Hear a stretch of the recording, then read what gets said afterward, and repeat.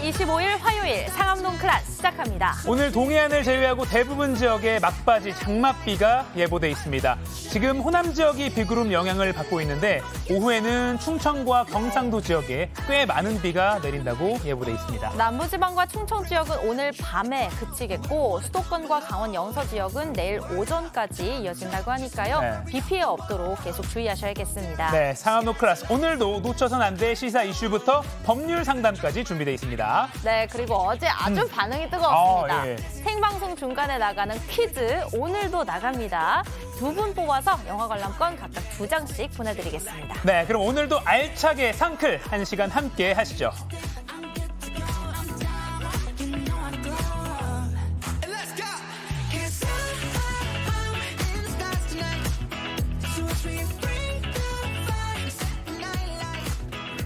네, 생방송 상암동 클래스 TV뿐만 아니라 유튜브, JTBC 뉴스 채널이나 네이버 뉴스 페이지에서도 지금 실시간으로 함께 하실 수 있습니다. 자, 도시락 이슈 이재승 기자, 김태인 기자 나왔습니다. 안녕하세요. 네. 안녕하세요. 안녕하세요. 안녕하세요. 네.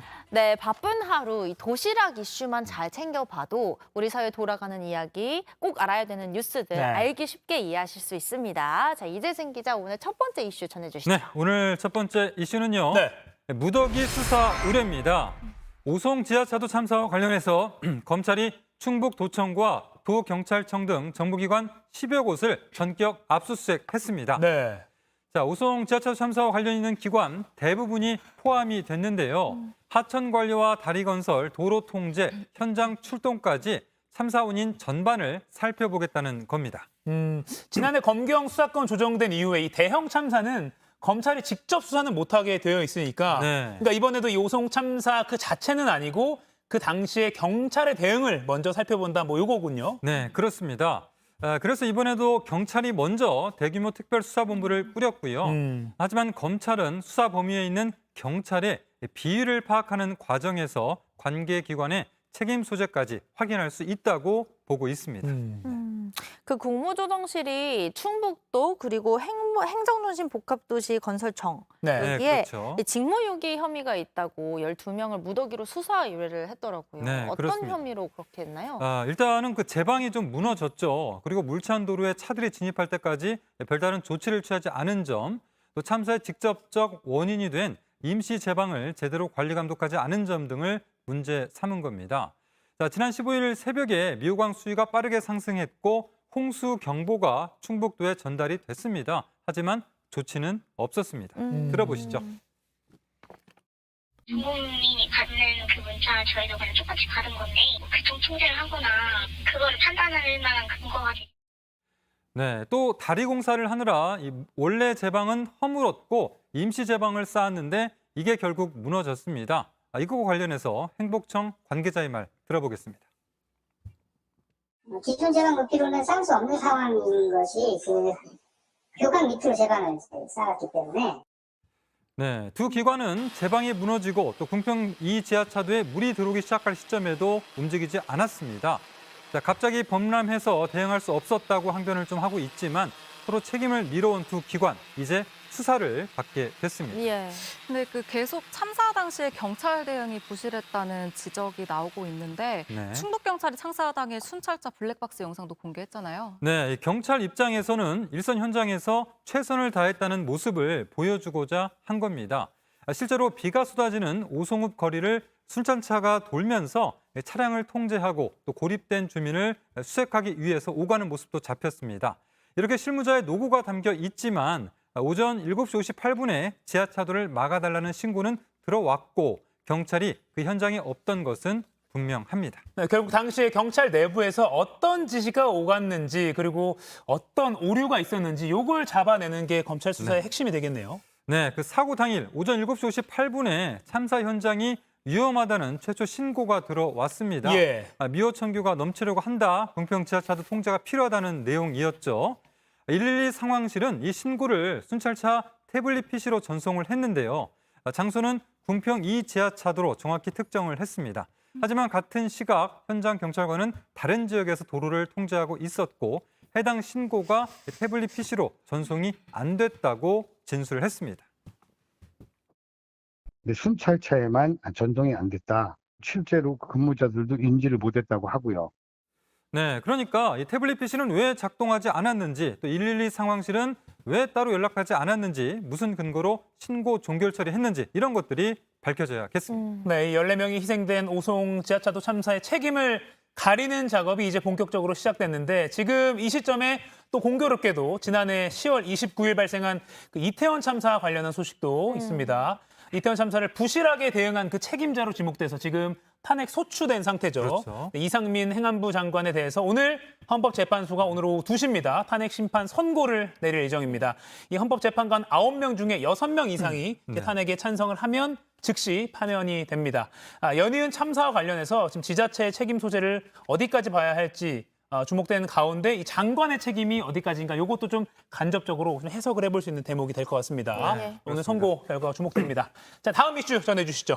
네, 13년 전에도 무차별 폭행입니다. 어허. 자, 서울 신림동에서 무차별 흉기를 휘두른 조모 씨가 과거에도 처음 보는 사람에게 소주병을 내리쳐서 다치게 했던 것으로 드러났습니다. 소주병을요. 네. 네. 자, 지난 그 21일에 한 명을 살해하고 3명을 다치게 한 장소에서 불과 100m 정도 떨어진 곳에서 13년 전에도 비슷한 범죄를 저지른 겁니다. 아이고. 조 씨는 2010년 1월 신림동의 한 주점에서 이 소주병으로 시비가 붙은 사람의 머리를 내리쳤습니다.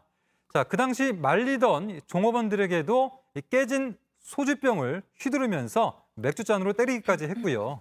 자, 그러면서 당시 재판부는 조 씨에게 징역 1년 6개월에 집행유예 2년을 선고했습니다. 근데 그 조 씨의 거주지가 인천인데 13년 전이나 지금이나 신림동을 범행 장소로 택한 뭐 이유가 있나요? 네, 이 경찰은 구체적인 범행 동기와 장소 선정 이유 등에 대해서는 계속 수사하고 있다고 밝혔습니다. 다만 서울 금천구에 있는 그 할머니 집과 인천을 오가면서 신림동에도 술을 마시러 몇 번 방문했던 것으로 보입니다. 실제로 이번에 흉기를 휘둘렀던 장소와 13년 전 소주병을 내리쳤던 주점은 100m도 채 떨어지지 않은 곳이었습니다. 참. 그 조 씨의 범행 당일 행적 또 흉기에 대한 조사도 이뤄졌죠. 네, 조 씨는 지난 21일 범행 당일에 인천 자신의 집에서 서울 금천구에 있는 할머니 집을 찾았습니다. 이후에 인근 마트에서 흉기 2개를 훔친 것으로 확인이 됐고요. 또 조 씨는 이동하는 과정에서 탔던 택시 2대 모두 무임승차를 했고 흉기 2개 중에 1개를 택시에 두고 내렸던 것으로 파악됐습니다. 사고 현장에는 피해자를 추모하는 사람들이 모여서 안타까운 심정을 나타냈는데요. 피해자 지인의 이야기 들어보시죠. 전화로도 물어볼 걸. 집 보러 간다고 이야기했을 때 같이 보러 가자고라고도 할 걸. 해줄 수 있는 게 아무것도 없어.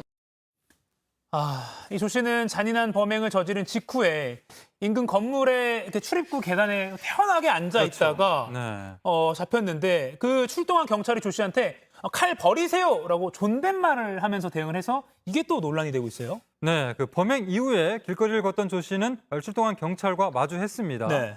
자포자기한 듯한 모습으로 인근 건물 앞 계단에 앉아 있는 조 씨를 향해서 경찰이 칼 버리세요라고 재차 여러 번 말을 했고요. 예. 조 씨는 칼을 바닥에 떨어뜨렸습니다.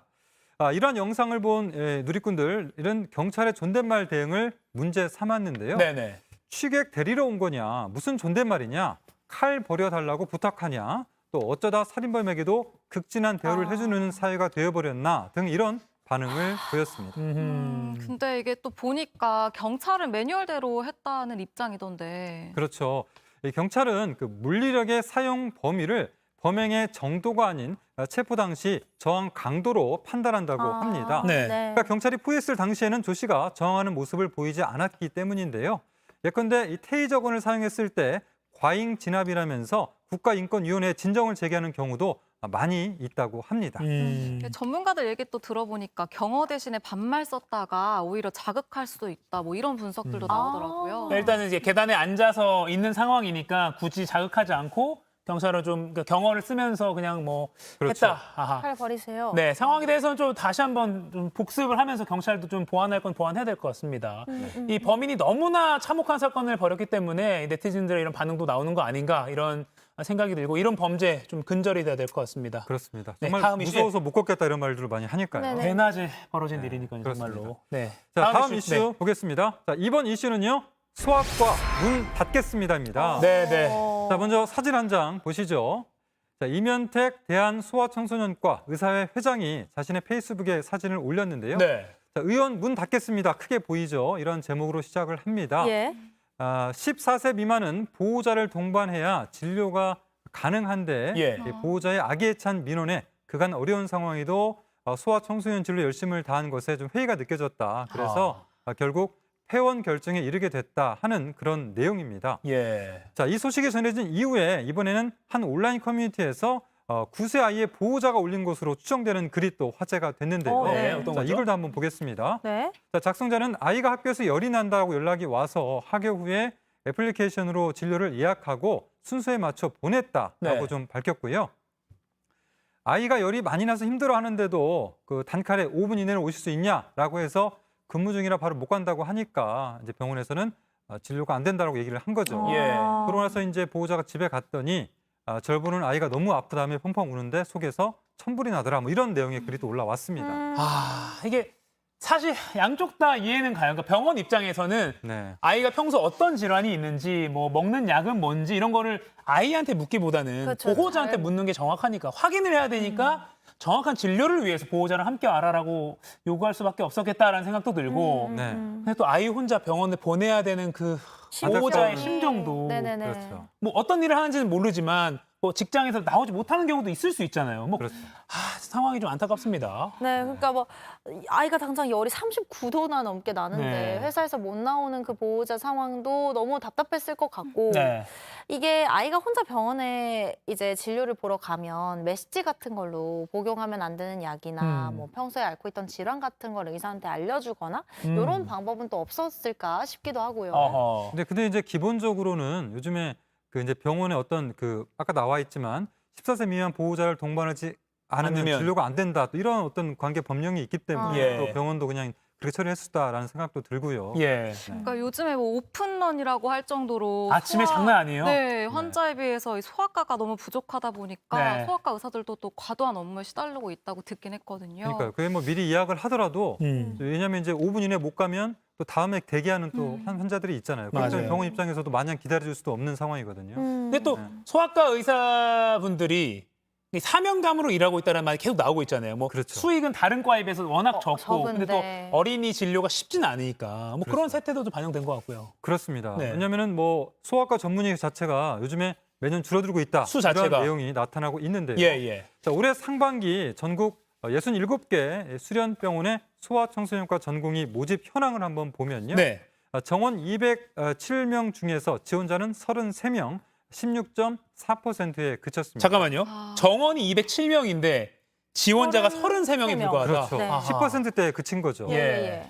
아무래도 이제 어린아이와 보호자를 함께 상대해야 하는 그 감정적 소모가 있고요. 아. 의료 소송 부담이 커진 것도 소아청소년과 전문의들이 아. 병원문을 닫게 하는 그런 이유로 지목이 됩니다. 근데 이게 한 소아과와 환자 보호자 사이의 어떤 감정싸움, 갈등으로만 보고 끝날 게 아니라 이게 지난 6월에요. 소아 청소년과 의사들이 이거 소아과 탈출을 위한 학술대회 엽니다라고 해서 네, 뭐 그랬었죠. 피부과 진료 뭐 이런 거 알려주는 거, 네, 뭐 네. 비만 의학, 뭐 미용 시술 이런 거 알려주는 그 학회에 엄청나게 소아과 의사들이 몰렸다고 해요. 그만큼 지금 소아과가 굉장히 열악한 상황, 그리고 다른 과에 비해서 어떻게 보면 돈도 못 버는 상황, 근데 더 힘든 상황, 이런 상황이니까 소아과 의사분들도 조금만 이제 더 여력이 안 되면 힘을 턱 그러니까 놓고 하는 이제 그런 상황이잖아요. 사명감도 점점 떨어지고 예. 처우도 제대로 이제 보상이 안 되는 부분이 네. 있고 상대적인 박탈감도 있을 수 있고요.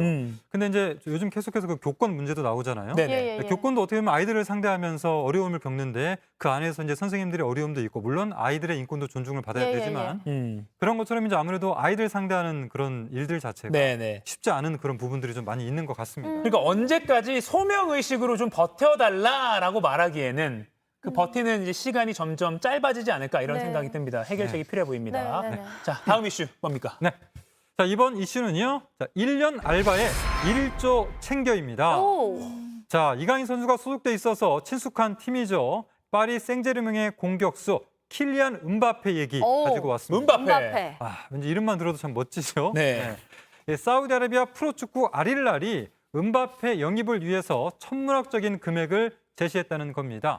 자, 이적료는 자그마치 3억 유로, 약 4,260억 원 가량인 걸로 전해졌는데요. 네이마르가 2017년 FC 바르셀로나를 떠나서 생제르맹으로 옮길 당시 이적료가 2,850억 원이었는데 이것을 넘어서는 월드 레코드 금액입니다. 너무도 많이 넘어섰는데요. 네.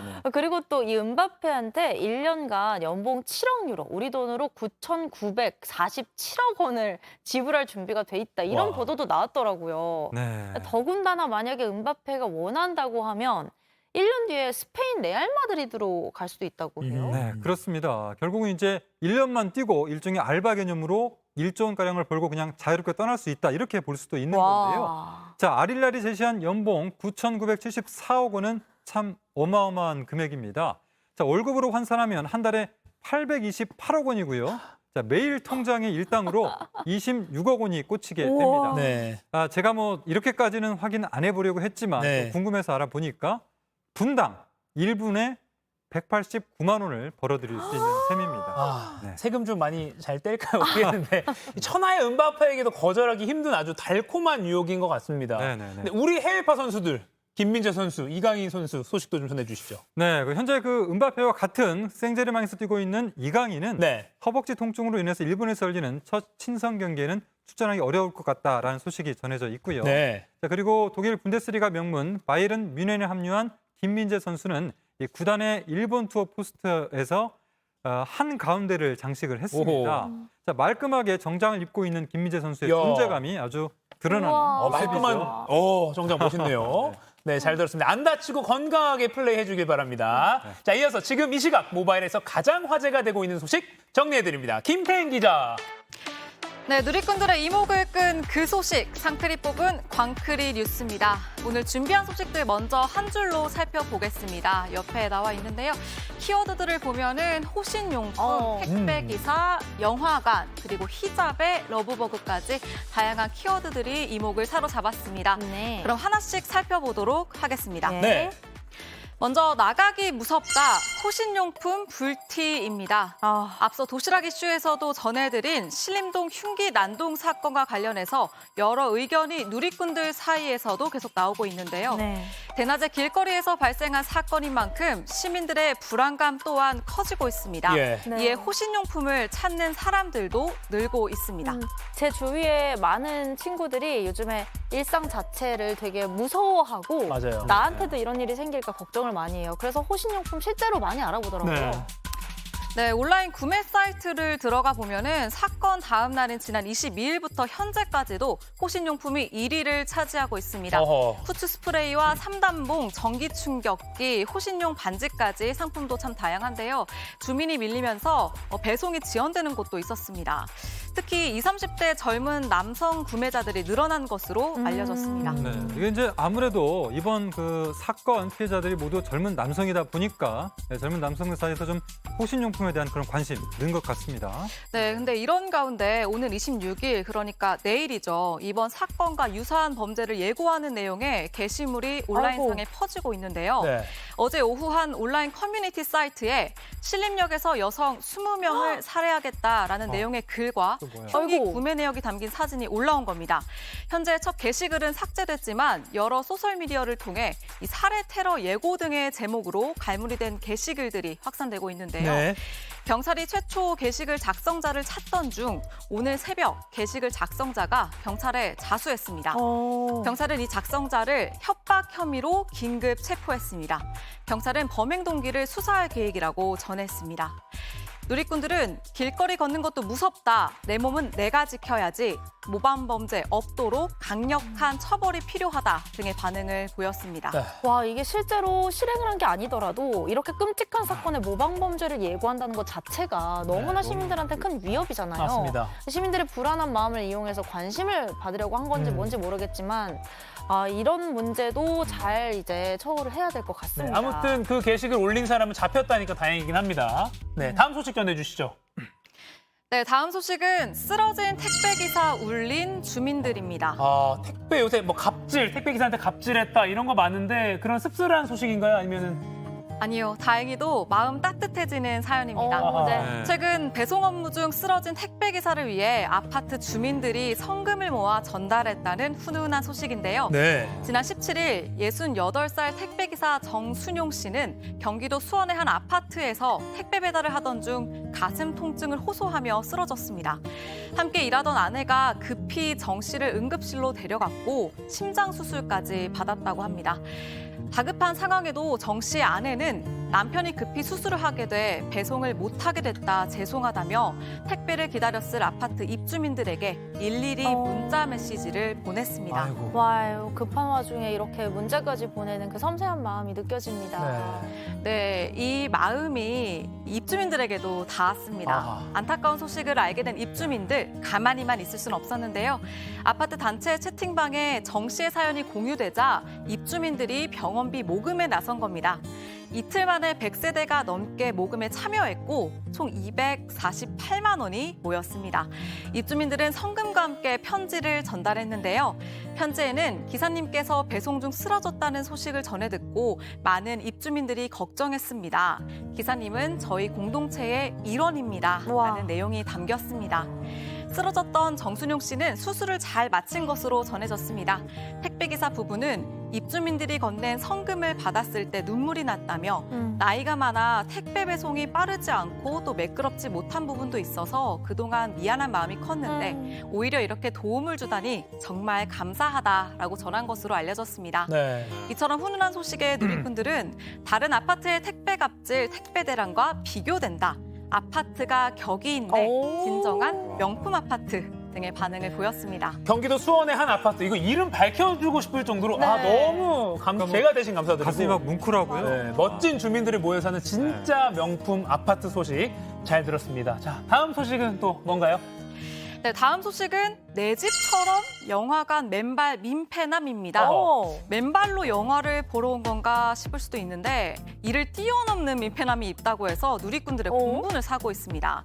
사진을 함께 보시면 영화관 좌석 등받이 위로 두 발이 빼꼼 올라와 있어요.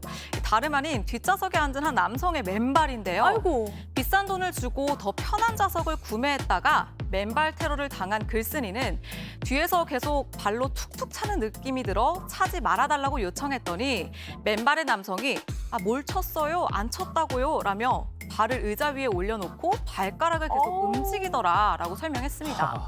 또 이 모습을 촬영하니까 맨발의 남성은 욕을 했고 옆에 있던 여성도 웃으며 좋아했다고 전했습니다. 아이고. 누리꾼들은 기본도 예의도 없는 민폐남. 사진만 봐도 화가 난다 라며 비판했습니다. 아니, 이런 분들은 영화관에 왜 가는 걸까요? 자기가 아니, 뭘 잘못했는지도 모르는 것 같은데. 아니, 저 앞부분에 보는 게 지금 앞자리에 계신 그 머리카락이 그러니까요. 뭐죠, 지금 저게. 저 처음에 저게 뭔가 싶었는데. 와, 너무 기본적인 매너는 황당합니다. 좀 지켜주셨으면 좋겠습니다. 네네네. 네, 다음 소식 알려주세요. 네, 이어서 다음 소식입니다. 히잡 미착용의 영화제 중단입니다. 네. 히잡, 이 이슬람 여성들이 머리와 상반신을 가리기 위해 쓰는 두건의 일종인데요. 특히 이란에서는 만 9세부터 여성은 히잡법에 따라 공공장소에서 히잡을 착용해야 하는데요. 위반할 경우 벌금을 물리거나 체포될 수도 있습니다. 여성 인권을 억압하는 수단이라는 목소리가 커지면서 이슬람 국가에서 이 히잡을 반대하는 시위도 이어지고 있죠. 그런데 최근 이란 정부가 히잡을 쓰지 않은 배우의 모습을 홍보 포스터에 담은 영화제까지 단속하면서 논란이 일고 있습니다. 네. 바로 이 영화 포스터입니다. 이거군요. 보시면 나오는데요. 지난 1982년 이란 영화 아르데게르드의 죽음에 출연한 수잔 타슬밀리미의 모습입니다. 네. 이란 단편영화협회가 오는 9월 테헤란에서 개최하는 영화제 홍보에 히잡을 쓰지 않은 이 여성 배우의 사진을 사용한 겁니다. 이란에서 히잡 착용이 의무화된 건 1983년 이전인데요.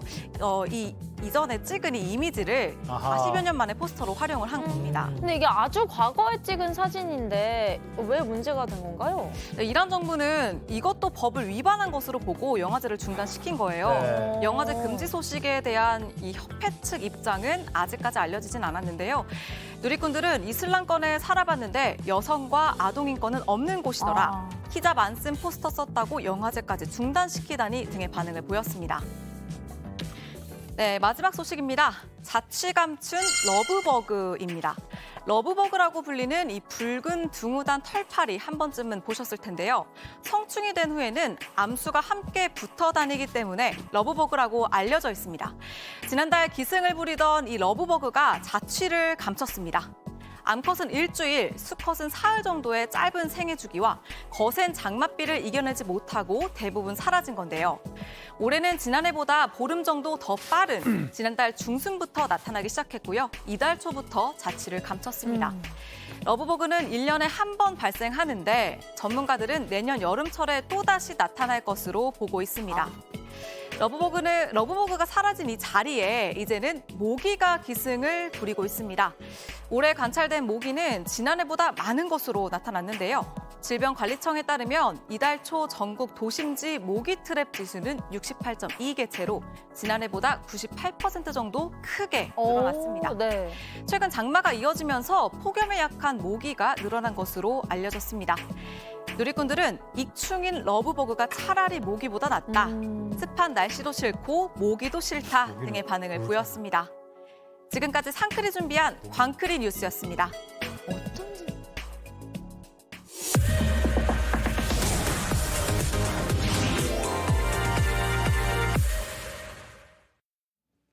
네, 지금 시각 10시 25분입니다. 제가 월드클래스 1에 이 광크리 뉴스 할 때 이렇게 이동하는 게 방금 잡혔는데요. 이렇게 제가 평소에 이동한답니다. 자, 저 같은 경알못, 경제를 잘 알지 못하는 사람을 위한 당장 내 돈이 되는 정보, 머니클래스. 오늘의 키워드 먼저 보시죠. 내 차가 침수됐어요. 침수 차량 점검하는 방법은? 자, 혹시 오늘 이 주제 보고요. 아, 이번에 내 차는 괜찮아. 막 물이 안으로 들어찰 정도는 아니었어. 라고 넘기시려는 분들 계신가요? 안 됩니다. 폭우는 매년 반복되니까요. 운전하는 분들이라면 언젠가 한 번쯤은 맞닥뜨릴지 모르는 상황을 위해서 오늘 내용 꼭 한번 챙겨보시죠. 오늘은 차가 침수된 이후에 어떻게 관리할지, 중고차 살 때 침수차는 어떻게 확인해야 할지 전문가와 함께 자세히 알아보겠습니다.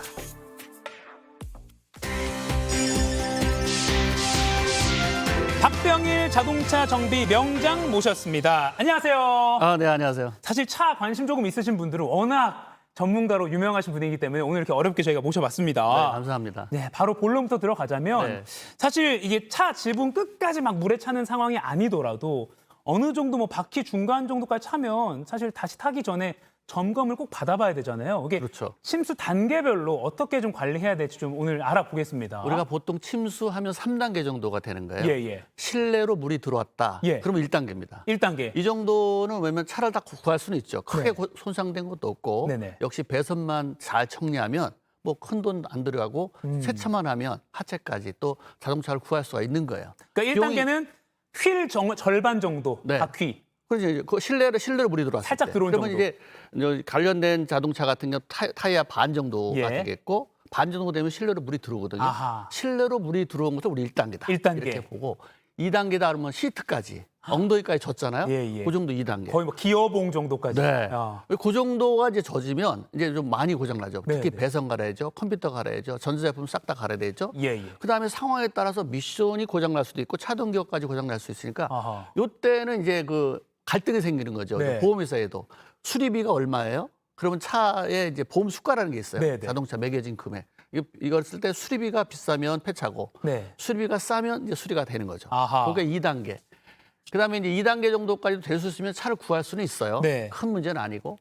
근데 3단계는 뭐냐면 실내로 이제 넘어서 계기판, 지금 엔진까지. 그림 나가고 있는 3단계 네. 요 정도. 예. 네. 엔진까지 잠기는 걸 우리는 3단계로 하거든요. 예. 3단계는 사실 거의 95% 폐차인데. 못 살린다. 네. 근데 전기차는 2단계에서부터 거의 폐차 수준이 굉장히 많아요.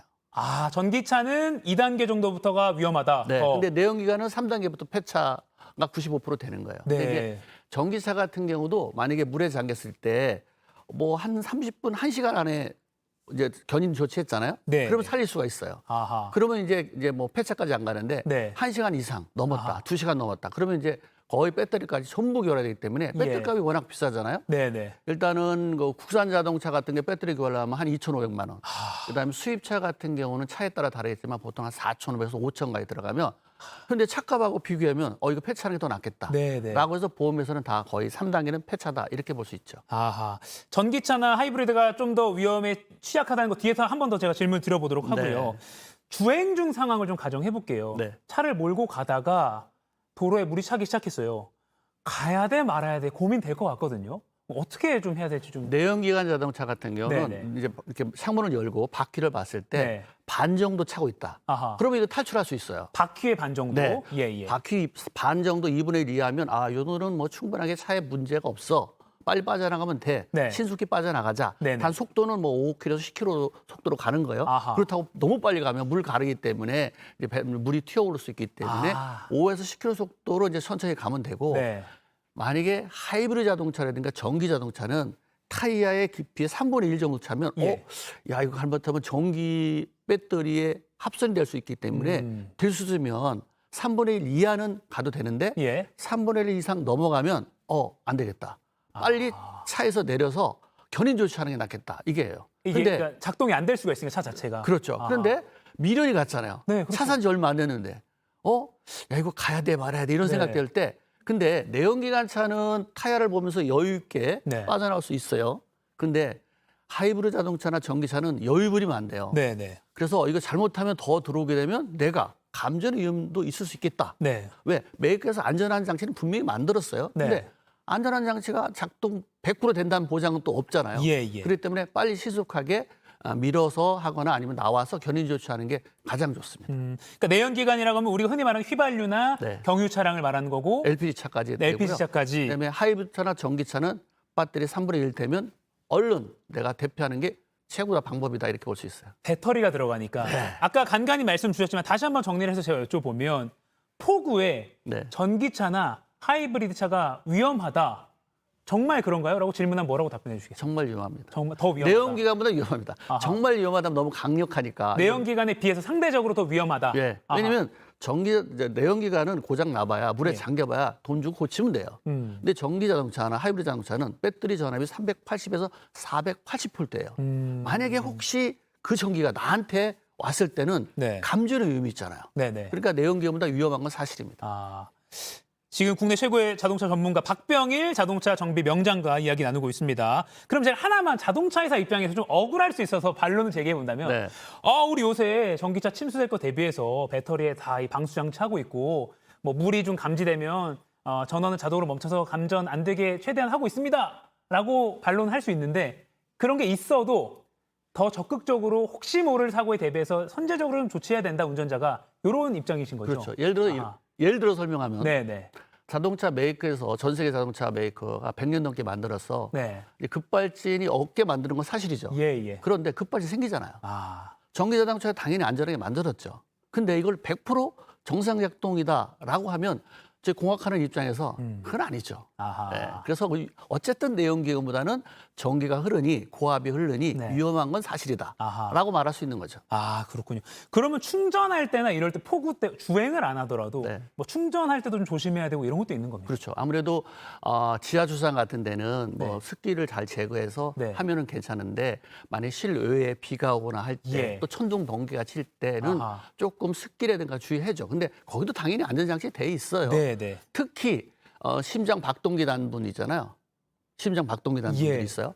그러면 천둥이 치거나 아니면 비가 오는 날은 될 수 있으면 실외에서 충전하지 말고 실외에서 충전하는 게 좋다. 실내에서 네. 지붕이 있는 곳에서. 네. 아하. 왜냐면 심장 박동기는 이제 전자파가 있어서 네. 약간의 의사 얘기예요. 제가 들어봤는데 약간의 그 심장 박동기 이상이 올 수도 있다. 혹시 모르니까. 그러니까 될 수 없이 심장 박동기 난 사람은 전기자동차 충전할 때 좀 주의할 필요가 있고 주변 옆에 사람을 좀 도움을 받는 게 더 안전하다. 이런 말씀을 좀 제가 들었습니다. 아, 그렇군요. 그런 비슷한 자동차도 아무리 보안 장치를 하더라도 혹시 네. 모르니까 선제적으로 대비하는 게 좋겠다. 그럼요. 전기차 운전자들은 네. 이렇게 생각을 하면 될 것 같습니다. 자, 이번 폭우로요. 지금 손해보험협회가 집계를 해보니까 1,500대 정도의 침수사가 나왔다고 하는데 네. 이게 지난 20일까지 접수된 내용이라서 더 늘어날 것으로 보입니다. 근데 그렇죠. 문제는요. 이럴 때 꼭 걱정되는 거. 중고차 시장에 고침수차들이 다 풀리는 거 아니냐. 그래서 사실 이런 것도 많이 지적이 돼서 뭐 저희도 잘 모르지만 알게 된 게 안전벨트를 쭉 뽑아보면 끝부분에 들어가 있던 부분에 흙이 묻어 있으면 요거 침수차다. 근데 요새는 그래서 그것도 아니까 안전벨트를 갈아서 중고차에 파는 경우가 많다고 하는데 소비자 입장에서 네. 중고차의 침수차를 좀 피하는 방법 좀 어떤 게 있는지 좀 조언을 해주세요. 사실은 이제 침수차가 만약에 의심스럽다. 예, 예. 그러면 세 군데 점검을 해야 돼. 일단 세 군데? 집중적으로. 엔진룸을 열어서 네. 겉에는 뭐 깔끔하게 청소는 당연히 했겠죠. 예. 근데 거기에 보면 작은 볼트구멍들이 있어요. 구멍들이. 예. 거기에 볼트구멍을 자세히 들여다보면 예. 모래, 흙 이런 게 보였다면 네. 청소하기 어렵거든요. 거기에 들어있다는 건 침수차할 확률이 높은 거고 아하. 또 칠, 위에 있는 칠하고 아래에 있는 칠을 했을 때 네. 황토 색깔이 아래는 묻었는데 많이 네. 위에는 깨끗해요. 아. 그러면 또 침수될 확률이 좀 있다. 이렇게 엔진룸에서 보고요. 네. 그다음에 이제 중간에 실내 문을 열어요. 예. 문녀석 문 열면 실내로 1단계 물이 들어왔을 때 네. 그 밑에 스테프라고 그러죠. 문지방이라고 하는 거 있죠. 아, 네네. 거기는 이제 플라스틱 커버예요.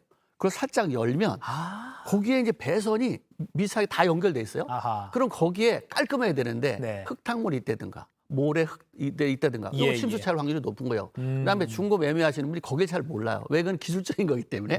그래서 거기 뭐 드라이버라든가 아주 손으로 딱 잡고 당겨도 네네. 빠지니까 거기를 점검하면 되고요. 아하. 그다음에 뒤에 트렁크 쪽 가서 네. 트렁크 쪽 가서 보면은 이제 그 바닥 그 타이어 스페어 타이어 있는 데 있죠. 열면 나오잖아요. 네. 예. 들어서 밑에 바닥에 한번 또 보는 거예요. 아하. 그다음에 또 옆에 보면 그 미등 같은 데 있잖아. 제동등이랑 켜놨는데 예, 예. 거기 카바가 있어요.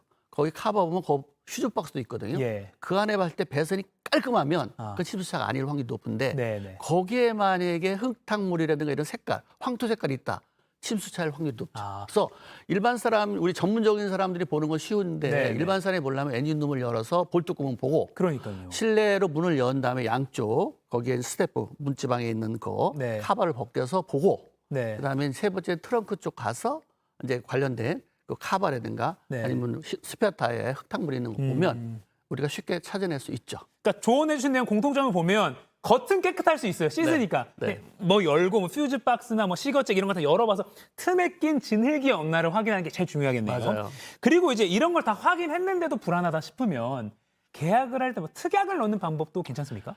사실은 뭐 우리가 이제 보험 이게 사고차 이제 침수차인지 네. 보면은 이제 보험회사라든가 국토부에 보면 그 정보를 알 수 있죠. 아, 네네. 그래서 우리가 보험회사는 카 히스토리라는 게 있잖아요. 카 히스토리, 네. 자동차의 역사, 네. 카 히스토리. 근데 이것도 100% 믿을 수 없는 요거네요. 게 네. 보험 들어가 있으면 보험 처리했으면 거기에 기록이 되는데 보험 처리 안 했어요. 그럼 기록이 안 남거든요. 카 히스토리는 보험 기록으로 나오는 거군요. 그렇죠. 수리 내역 같은 그러면 게. 이제 예를 들어서 그 두 대를 한 대를 아니 이제 세 대를 한 대로 만들었을 때는 네. 우리 모르는 거죠. 아하. 그러면 먼저 제가 전에 알려줬잖아요. 세 개 점검하는 방법으로 알거나 근데 정말 마음에 들고 약간의 의심은 가요. 네. 근데 나는 발견할 수가 없어요. 그러면 어떻게 하면 되냐면 네. 이제 차를 마음에 들으면 가격도 맞고 차 디자인도 맞고 다 좋았어요. 네, 네. 그러면 계약서 쓸 때 네. 특약을 넣자고 그래야 돼요.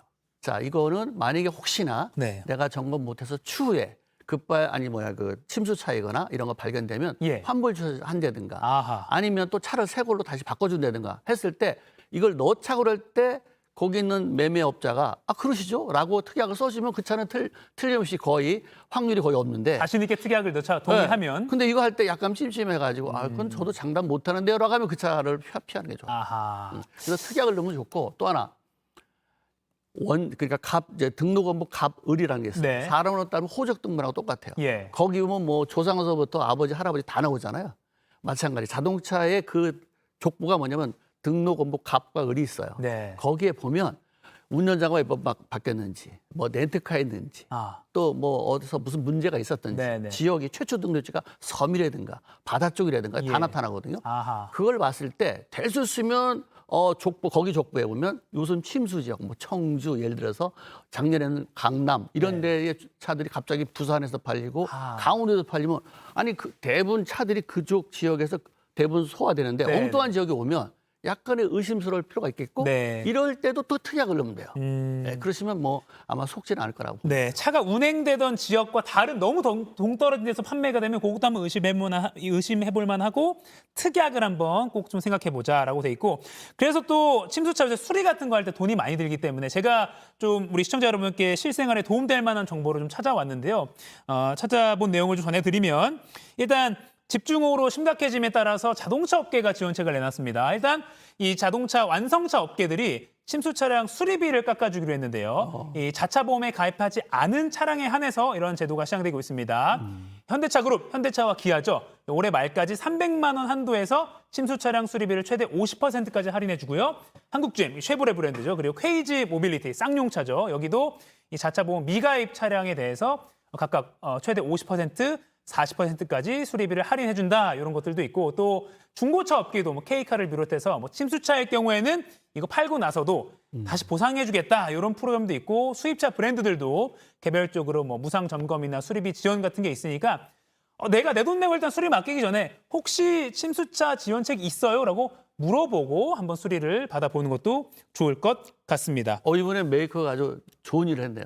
네. 우리 명장님께서 칭찬을 또 업계 해주셨고요. 잠깐 인사드리기 전에 오늘도 퀴즈가 또 나갑니다. 두 분께 영화 관람권 2장씩 드리는 퀴즈 나가는데요.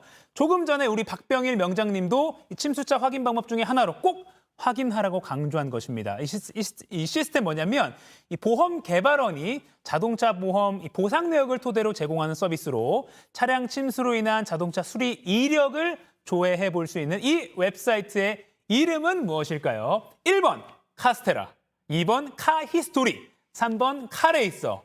카스테라 먹고 싶네요. 하지만 먹을 거라 이건 아닌 것 같고. 네, 정답을 골라서 지금 상클 생방송이 나가고 있는 JTBC 뉴스 유튜브 실시간 댓글창에 남겨주시면 됩니다. 방송 끝나고 올리시지 마시고요. 지금 올려주셔야 됩니다. 두 분 뽑아서 영화 관람권 드리겠습니다. 당첨자는 방송 말미에 발표해드리겠습니다. 자, 지금까지 박병일 자동차 정비 명장과 함께 침수차 대비법 제대로 알아봤습니다. 고맙습니다. 네, 감사합니다. 네.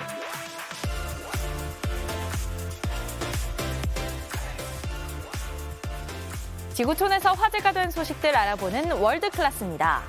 여름철 축제 현장이나 휴가철 바닷가를 가면 불꽃놀이 많이 볼 수 있죠? 그런데 요즘은 이게 더 대세라고 합니다. 신호에 맞춰서 일제히 밤하늘로 날아오르는 무인항공기 드론들. 마치 반딧불이처럼 형형색색의 불빛을 달고 일사불란하게 모였다 흩어졌다 하면서 다양한 이미지를 만들어냅니다. 미국 텍사스주에서 선보인 드론쇼인데요. 독립기념일을 맞아 약 800여 대의 드론을 사용해 준비한 무대인데 특히 Happy 4th of July 2023 이 복잡한 문장까지 이렇게 완벽하게 만들어내면서 이 분야 세계 기록도 달성했습니다. 드론쇼의 경우 미리 입력한 경로대로 이동하는 기술을 사용해 굉음 없이 여러 메시지를 정확하게 전달할 수 있고요. 또 미세먼지나 화재 위험도 적어서 불꽃놀이를 대체할 수단으로 떠오르고 있습니다. 물품을 나르거나 촬영을 하거나 또 감시하는 데만 쓰이는 줄만 알았는데 드론, 생각보다 쓰임새가 더 다양하네요. 이번엔 호주 퀸즐랜드의 지역축제 현장으로 가보겠습니다. 지역축제하면 빼놓을 수 없는 게 바로 놀이기구인데요. 그런데 아까부터 이 놀이기구 꼼짝도 하지 않는 게 뭔가 이상합니다. 사실 지금 사고가 난 건데요. 운행 중 갑자기 오작동 알람이 울리면서 탑승객을 태운 상태로 꼭대기에서 멈춰섰습니다. 55m 상공, 그러니까 아파트 20층과 맞먹는 높이에서 탑승객들은 30여 분간 공포에 떨어야 했는데요. 다행히 모두 무사히 구조됐습니다.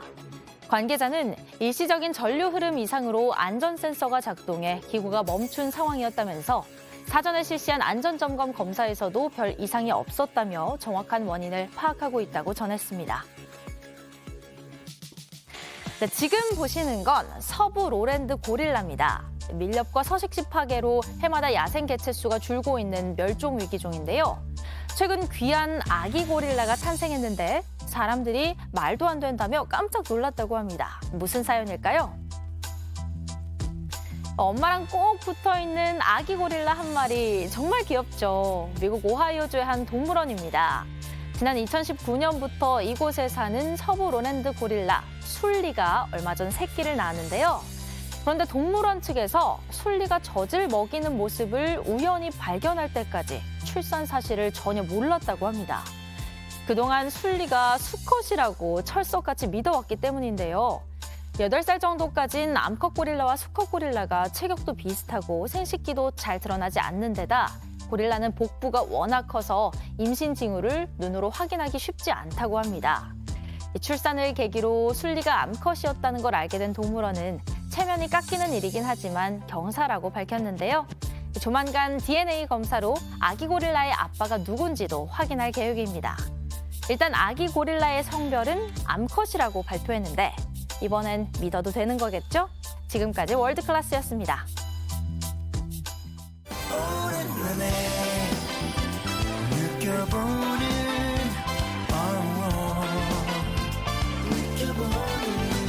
오랜만에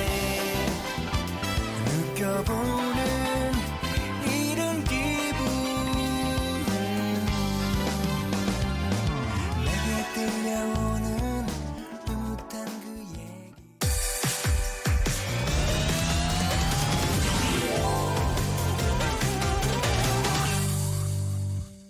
상클 라이프 시작합니다. 매주 화요일은 상클 상담소 시간인데요. 일상에서 벌어지는 갈등, 분쟁, 다양한 고민거리에 대해서 속 시원하게 얘기도 해보고 법률적인 해결책을 모색해봅니다. 네, 오늘도 생활 속 법률 고민 말끔하게 풀어줄 신나고 유쾌한 진짜 변호사 신유진 변호사님 나오셨습니다. 안녕하세요. 안녕하세요. 네, 일상 법률 지치 신유진 변호사입니다. 네.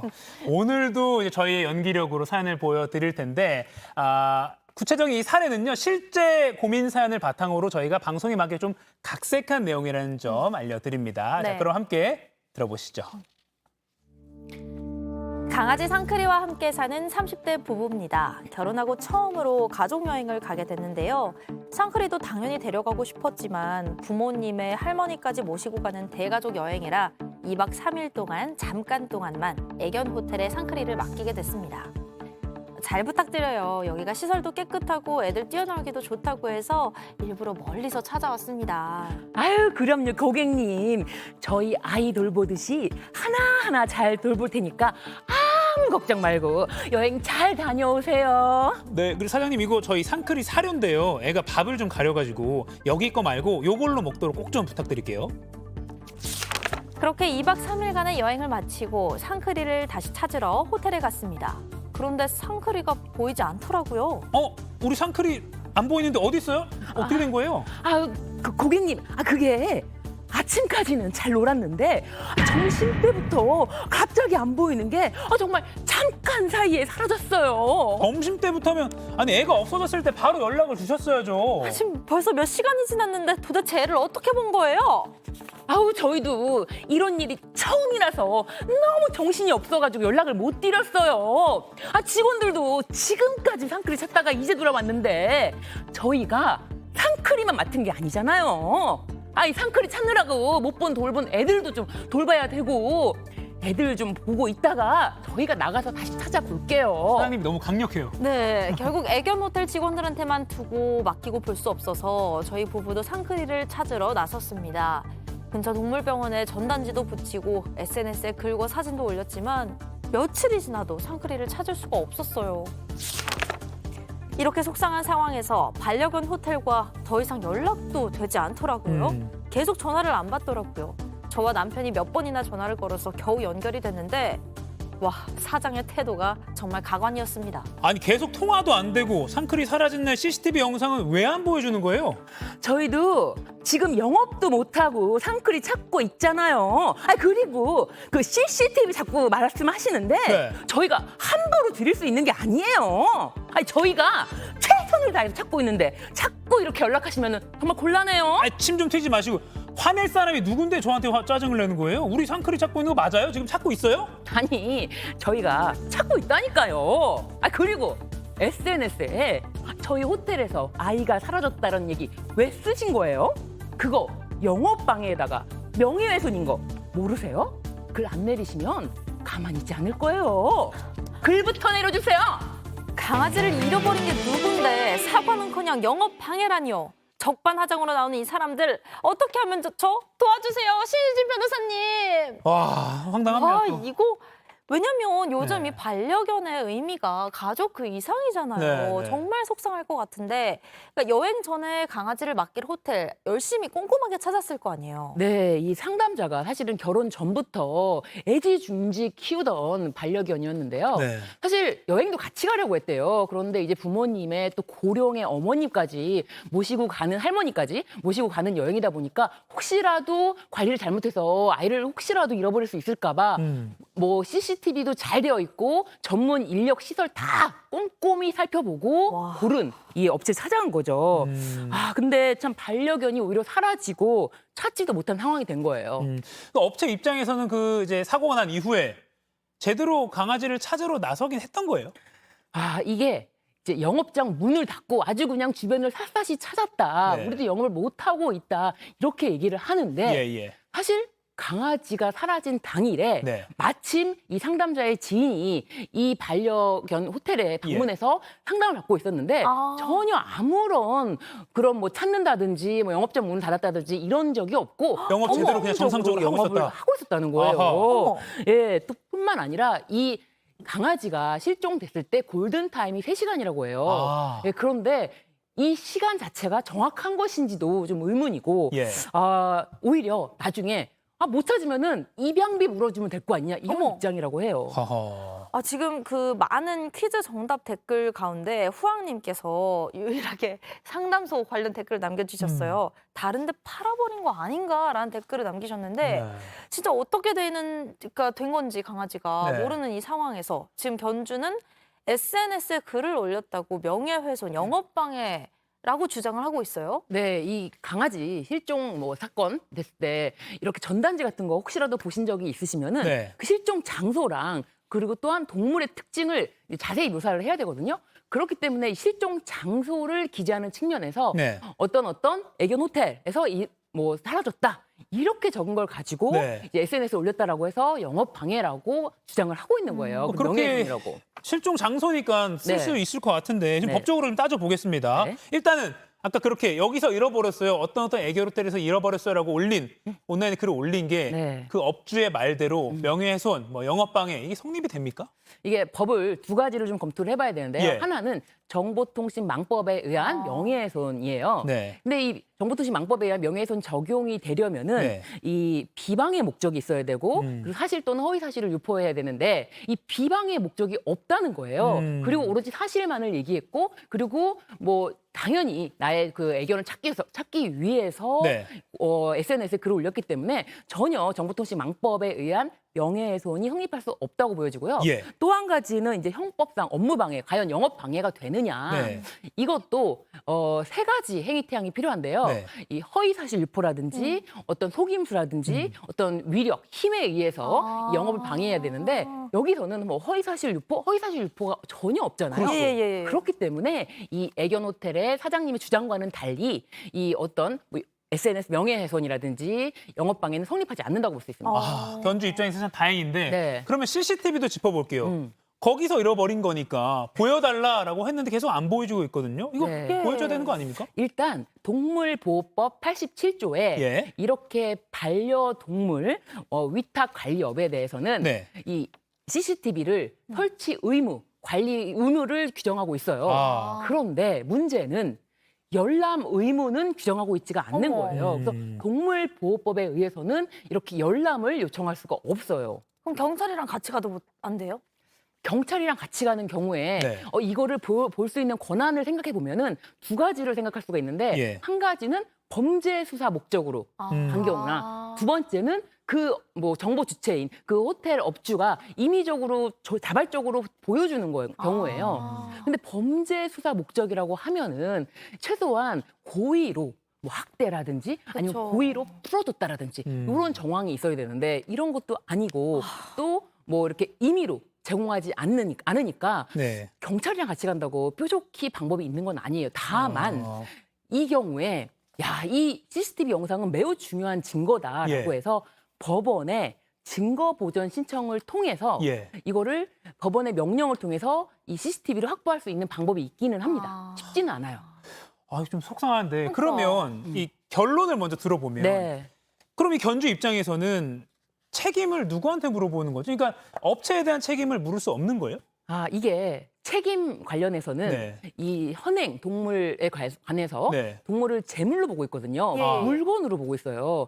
사실 2021년 10월에 정부가 이미 동물은 물건이 아니다라고 관련 개정안을 제출했음에도 불구하고 아직까지도 동물은 물건이다. 그렇기 때문에 동물에 대해서만큼은 뭐 책임질게. 그래 입양비 물어줄게. 이렇게 업주들이 나오는 거예요. 근데 입양비? 이거 말이 안 되잖아요. 그렇죠. 만약에 법원에서도 그럼 입양비를 물어주도록 판결을 내리면 법원의 판결을 신뢰하지 않을 거 아니에요. 네. 그렇기 때문에 법원에서는 이 법이 아직은 물건으로만 규정하고 있지만 이런 물건을 뛰어넘는 생명체라는 점을 평가해서 이것에 대해서 치료비라든지 그리고 정신적인 손해배상이라든지 이런 걸 다 폭넓게 인정하고 있습니다. 그럼 변호사님 만약에 상크리를 찾았는데 상크리가 다쳤다면 네. 그거에 대해서도 신청을 할 수 있어요? 치료비 청구를 할 수 네, 있군요. 그렇습니다. 이게 아까 말씀드렸듯이 생명체 그리고 생명체라는 거는 대체 불가능성이 있기 때문에 네. 대체 불가능한 우리 정말 사랑스러운 내 반려동물에 다 다쳤어. 그럼 당연히 치료해줘야 되잖아요. 그렇기 때문에 치료비도 법원에서는 인정을 해주고 있습니다. 치료비도 받을 수 있다. 네. 자, 마지막으로 요새 여름 휴가철이라 네. 이런 경우가 있을 수 많을 있거든요. 거예요. 그럼 애초에 이제 우리 반려동물을 호텔에 맡길 때 어떤 점을 좀 주의해야 될지 간단하게만 조언해 주시죠. 일단 이 반려동물을 호텔에 맡길 때는 네. 이 반려동물 관리 업체가 네. 허가된 곳인지 이 부분을 확인해 봐야 돼요. 예. 그래서 국가 동물보호 정보관리 시스템이 있어요. 아하. 여기서 허가된 업체인지를 반드시 확인해야 되고요. 네. 두 번째는 이제 계약서를 꼼꼼히 작성하시되 우리 반려동물에 대한 특징이라든지 뭐 먹는 약이라든지 주의할 점에 대해서 반드시 이야기를 해줘야지 나중에 혹시라도 소비자의 과실이 있다라고 인정이 안 받을 수가 있습니다. 국가 동물보호 정보 시스템 네. www.animal.go.kr 요 웹사이트 참고하시면 좋겠습니다. 지금 자막으로 나가고 있네요. 네. 국가 동물보호 정보 시스템 꼭 확인해 주시기 바랍니다. 네. 오늘 상클 상담소 여기서 마치겠습니다. 지금까지 상클 상담소 법률 주치 신유진 변호사였습니다. 고맙습니다. 감사합니다. 네, 상황도 클래스 오늘 준비한 소식은 여기까지입니다. 아까 머니 클래스 코너 마치고 나온 영화 예매권 2매씩 드리는 퀴즈. 중고차 살 때 수리 이력 확인하는 웹사이트. 오늘 정답은 2번 카 히스토리였습니다. 지금 당첨자 두 분 자막으로 나가고 있는데요. 이분들은요. 네. 이메일 상클@jtbc.co.kr로 선물 받으실 주소 보내주시면 됩니다. 네, 현연재님, 오강택님 선물 받으실 주소 이 이메일로 보내주시면 감사하겠고요. 네. 내일도 모레도 퀴즈와 상품 매일매일 계속됩니다. 방학을 맞은 아이들과 함께 알찬 정보도 얻고 퀴즈도 풀고 영화도 보러 가시면 아주 좋을 것 근데 같습니다. 맨발로 발 올리면 안 될 것 같아요. 네, 그런 매너는 지켜주실 거죠? 네, 저희는 내일 아침 10시에 또 알찬 소식으로 찾아뵙겠습니다. 내일도 상클해주세요. 고맙습니다. 고맙습니다.